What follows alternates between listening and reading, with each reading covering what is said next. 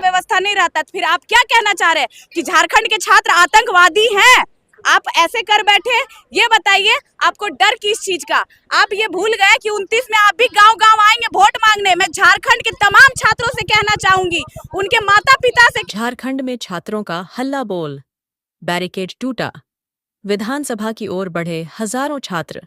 आज न्याय जेपीएससी धांधली पर सरकार से सवाल। झारखंड की राजधानी रांची में आज छात्रों का आक्रोश सड़क पर देखने को मिला। जेपीएससी की परीक्षाओं में कथित धांधली, पेपर लीक और सरकारी नौकरियों में पारदर्शिता को लेकर हजारों छात्र सड़कों पर उतर आए। छात्रों को रोकने के लिए पुलिस ने कंटीले तार और बैरिकेडिंग की व्यवस्था की थी, लेकिन प्रदर्शनकारी छात्रों का हुजूम इन बैरिकेड्स को तोड़ते हुए विधानसभा की तरफ बढ़ गया। हालात ऐसे बने कि पुलिस भीड़ को रोकने में असमर्थ नजर आई। रांची की सड़कों पर हजारों छात्रों का यह हुजूम सिर्फ एक प्रदर्शन नहीं, बल्कि अपने हक और भविष्य को लेकर गुस्से की तस्वीर दिखाई दे रहा था। छात्रों का आरोप है कि प्रतियोगी परीक्षाओं में लगातार अनियमितताओं और पेपर लीक जैसी घटनाओं ने उनकी मेहनत और भविष्य पर सवाल खड़ा कर दिया है। जेपीएससी की 14वीं प्रारंभिक परीक्षा समेत अन्य प्रतियोगी परीक्षाओं में कथित गड़बड़ियों और वित्तीय अनियमितताओं को लेकर भी गंभीर सवाल उठ रहे हैं।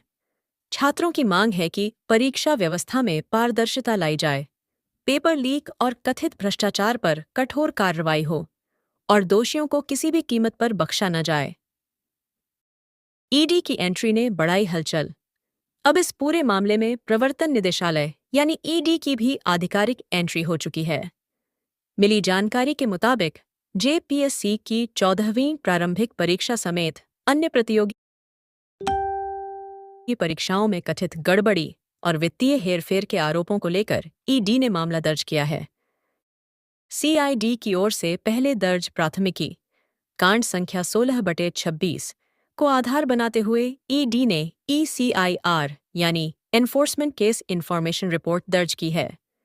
यानी अब मामला सिर्फ परीक्षा में कथित अनियमितता तक सीमित नहीं रह गया है, बल्कि वित्तीय लेन देन और उससे जुड़े पहलुओं की भी जांच की दिशा खुल गई है। छात्रों का सरकार पर सवाल छात्रों का सीधा सवाल है। आखिर बार बार प्रतियोगी परीक्षाओं को लेकर विवाद क्यों खड़ा होता है?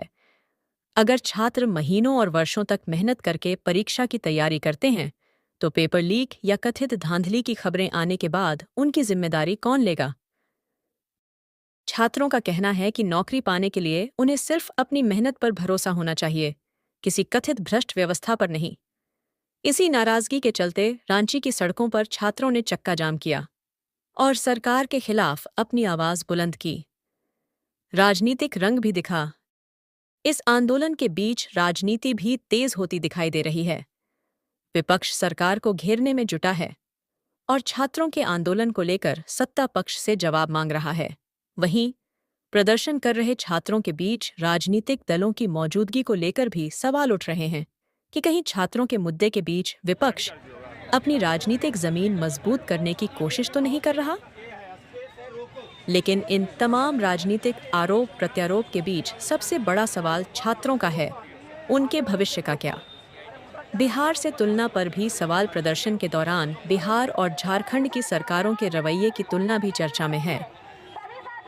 आरोप लगाए जा रहे हैं कि बिहार में पेपर लीक और छात्र आंदोलनों के दौरान प्रदर्शनकारियों पर पुलिस कार्रवाई हुई, जबकि झारखंड में छात्र सरकार से जवाब मांग रहे हैं।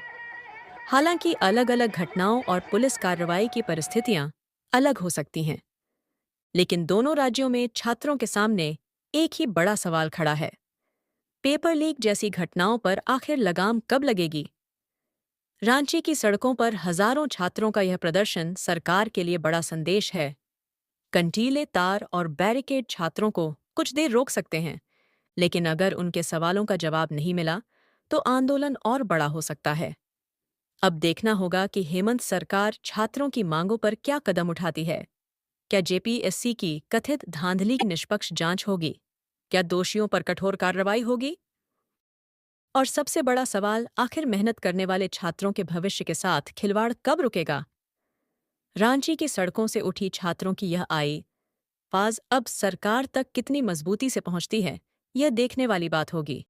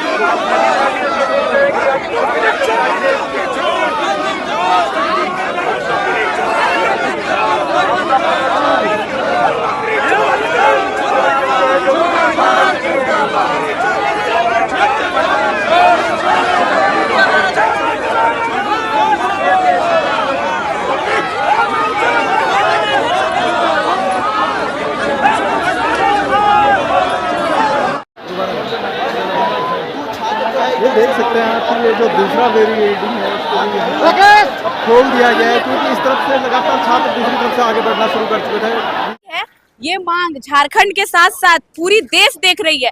हमारे कोई मांग नहीं है कि कोई फलना विधायक, फलना मंत्री, फलना मुख्यमंत्री इस्तीफा दे। हमारा एक मांग है कि आप जेपीएससी जेएसएससी की जो परीक्षा है 14वीं जेपीएससी उसको रद्द करें। और आज झारखंड के छात्र 10 अगस्त को विधानसभा घेराव का कार्यक्रम रखे थे, लेकिन आप देख सकते हैं कि विधानसभा घेराव में ये कैसी ब्लेड की पत्ती जैसी चारों तरफ बैरिकेडिंग के ऊपर लगाया गया। हमारे देश में भी जंतर मंतर पे घेराव हुआ संसद का, लेकिन वो देश की राजधानी थी, इतना अच्छा व्यवस्था नहीं किया गया था। मैं झारखंड सरकार से पूछनी चाहूंगी कि जितना मेहनत आपने इसको बनाने में किया, जितना व्यवस्था आपने इसको घेरने में किया, उतना अच्छा व्यवस्था अगर आपने सिस्टम में करते तो आज झारखंड के छात्र का इतना गंदा स्थिति नहीं होता। आप इंडिया और पाकिस्तान के बॉर्डर में चले जाइए, वो जो तार होता है बस लोहा वाला वो रहता है, ऐसा व्यवस्था नहीं रहता। फिर आप क्या कहना चाह रहे हैं कि झारखंड के छात्र आतंकवादी हैं? आप ऐसे कर बैठे, ये बताइए आपको डर किस चीज का? आप ये भूल गए कि 29 में आप भी गांव-गांव आएंगे वोट मांगने। मैं झारखंड के तमाम छात्रों से कहना चाहूंगी, उनके माता पिता से कहना चाहूंगी, जिनकी वर्तमान में सरकार है वो अगर आए तो आप चारों तरफ अपने गांव, अपने पंचायत, अपने विधानसभा में ऐसे ही बैरिकेडिंग लगाए। भाई ये राज्य को आप लोग लूटा, जल जंगल जमीन बेची, अब छात्रों की भविष्य बेचे।